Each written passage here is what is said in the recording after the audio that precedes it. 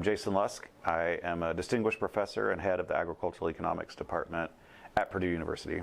We've been experiencing some sticker shock when we walk in the grocery store, and indeed we've seen a peak in egg prices, at least as of last month. The most recent retail data we have is still from December, and egg prices were about 60% higher than they were the same time last year.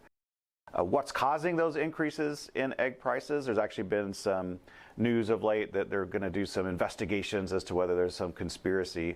In my view, the main key explanation is bird flu, avian influenza. Over the course of 2020, we lost about 13% of our total national laying flock due to this disease. So you remove that many birds from the market, it's going to have an impact on prices. I think a lot of people intuitively think if we lost, roughly 13% of all the egg-laying birds last year, then prices should only increase about 13%. But that's not the way it works. There's not many good substitutes for eggs. So as consumers, we tend to want to continue buying eggs even as prices rise.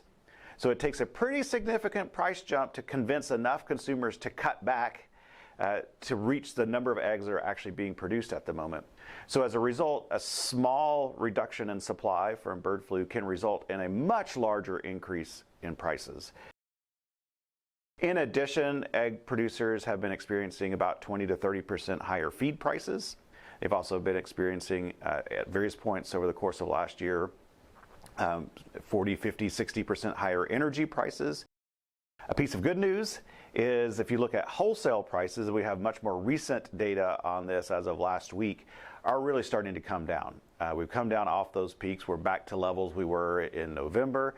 So my hope and expectation is as long as we can keep bird flu out of the barns, that prices will start to come back down for consumers here in the next few weeks and months.